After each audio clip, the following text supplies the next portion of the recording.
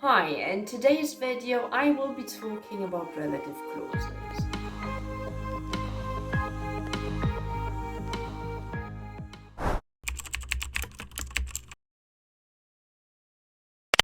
First, let's have a look at these sentences.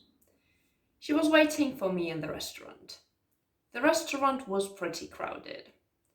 As you can see, I used the restaurant twice. I can, however, avoid this repetition by using a relative clause. She was waiting for me in the restaurant, which was pretty crowded. The relative clause, which was pretty crowded, gives us more information about the restaurant without the need to repeat the words the restaurant. Here are some more examples. Yesterday I met Bobby. Bobby's a very funny guy. Yesterday I met Bobby, who's a very funny guy. She's talking about the Eiffel Tower. The Eiffel Tower is the most famous symbol of Paris. She's talking about the Eiffel Tower, which is the most famous symbol of Paris. Apart from providing us with more information about something, relative clauses can also give focus to something. Compare these sentences. He baked this cake. This is the cake that he baked. I met this girl yesterday. This is the girl whom I met yesterday.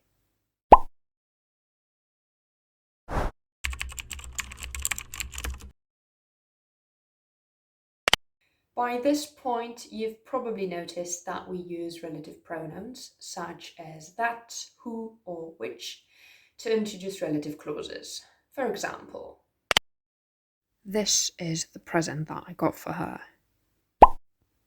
I don't like people who are nosy. His grandfather passed away last week, which was very sad.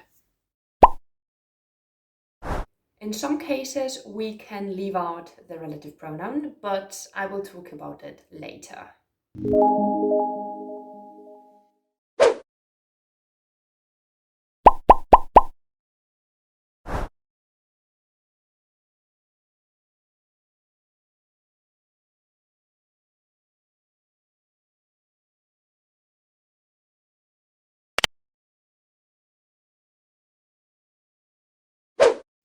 Visit my Etsy shop for more exercises.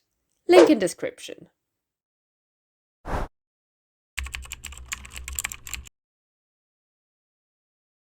Some relative clauses refer to a whole sentence. For example, I suppose they won't talk to us anymore, which is disappointing.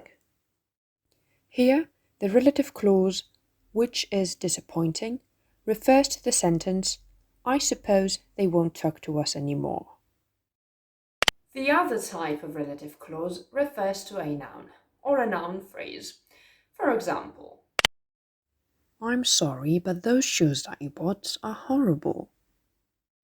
Here, the relative clause that you bought refers to those shoes. relative clauses that refer to a noun or a noun phrase can be defining or non-defining.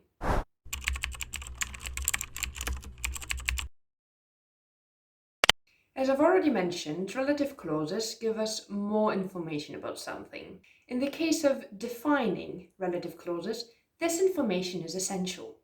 For example, two people who were not wearing face masks were ordered to leave the building. The relative clause who were not wearing face masks refers to two people. Two people is not very specific, so we need a relative clause to specify which two people were ordered to leave the building. In this case, the ones who were not wearing face masks. Compare it to this sentence. Jack and Jill, who were not wearing face masks, were ordered to leave the building. We have the same relative clause, who were not wearing face masks, but this time it's non-defining. It's non-defining because it gives us extra information that is not essential. If I say Jack and Jill were ordered to leave the building, you know who I'm talking about.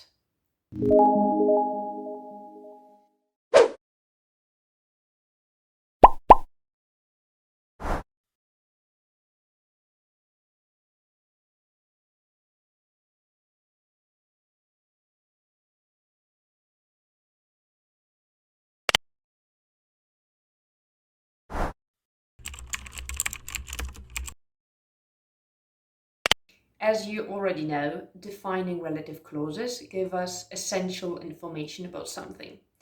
We cannot separate them from the things they describe, and in writing, we do not use commas. To introduce defining relative clauses, we use relative pronouns such as which, who, whom, or whose.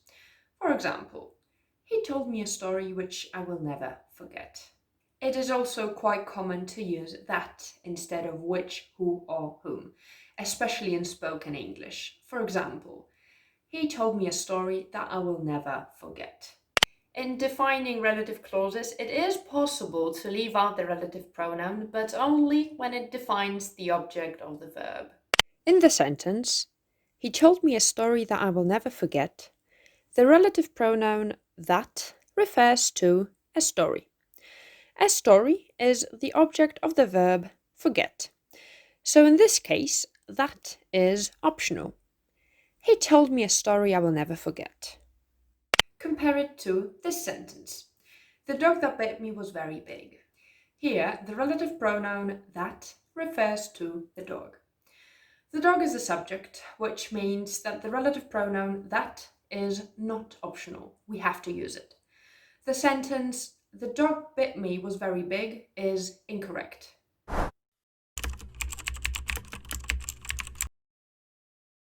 Non-defining relative clauses give us extra information about something. This information is not essential to understand what we refer to. In writing, we use commas to separate a non-defining relative clause, and in speech, it is indicated by intonation or a pause.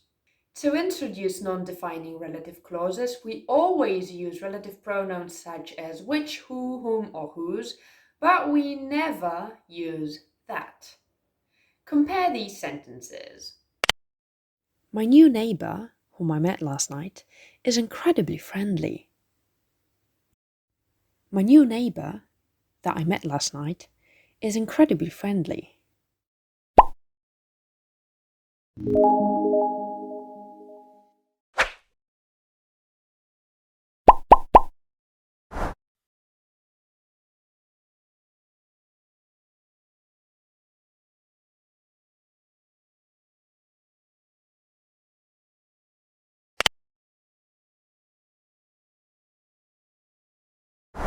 Thanks for watching.